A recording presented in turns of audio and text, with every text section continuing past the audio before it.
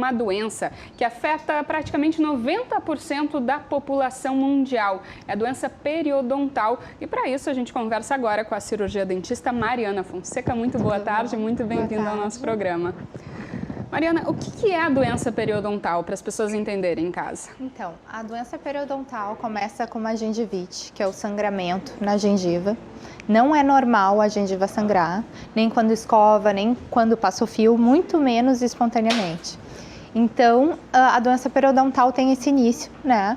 Que é a gengivite, a causa dela é a não remoção correta da placa bacteriana.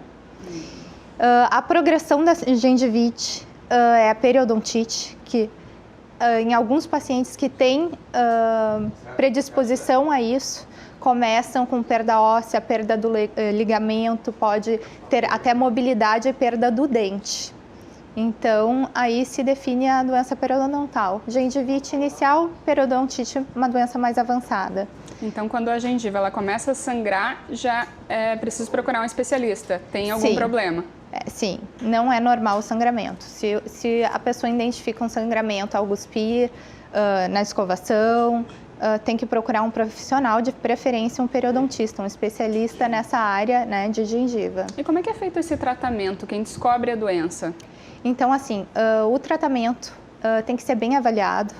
Hoje em dia, infelizmente, eu recebo muitos pacientes no meu consultório que vêm de outros dentistas que fazem a limpeza, a manutenção a cada 6 meses e se descobre tardiamente já, quando os dentes já estão com grande perda óssea, grande mobilidade, porque muitas vezes a gengiva está no local correto, ela não tem a retração. Então, o que acontece? Às vezes é identificado tardiamente. Tem que se usar, e muitos clínicos acabam não usando uma sonda periodontal, né? A limpeza tem que ser uma limpeza mais profunda, mais subgengival, quando necessário. E o tratamento envolve raspagem. O tratamento da gengivite normalmente em 1, 2 consultas, com uma higiene, com uma escovação, uma instrução boa de higiene, o paciente consegue resolver.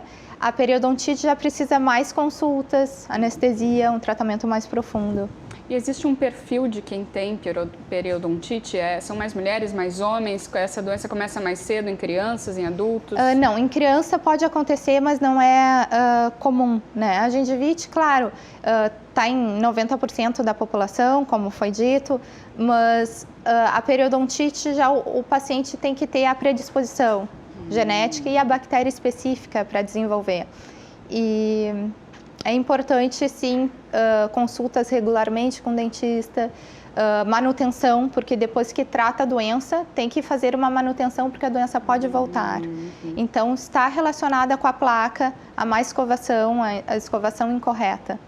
E a prevenção, então, seria a ir ao higiene dentista, básica, a higiene básica, fio dental, escovação com calma e seguindo uma ordem, uma sequência, não escovar aleatório, né? E cuidando no espelho, arcada superior, arcada inferior, passar o fio dental, visitar regularmente o dentista, né? E o fio, tem uma dúvida que muita gente tem. O fio se passa antes ou depois de escovar os dentes? Bom, então assim, não faz tanta diferença. Eu instruo o paciente a passar após, como complemento, né? Eu prefiro que o paciente passe após escovar, tirar os excessos, né, alimentares com a escova, como complementação. Para quem usa aparelho é um pouquinho mais difícil, né? Mas Sim. é preciso também passar o fio todos os dias. Sim, e tem a interdental, tem outros meios de limpeza entre os dentes, né? Que é uma escovinha fininha que pode ser passada entre os dentes também. Os diabéticos, eles têm mais tendência a desenvolver essa doença? A doença periodontal é um fator de risco na diabetes. Então, a diabetes tem 2 lados. O paciente diabético vai ter uma doença periodontal mais agressiva, porque se sabe que os pacientes diabéticos têm maior dificuldade de cicatrização.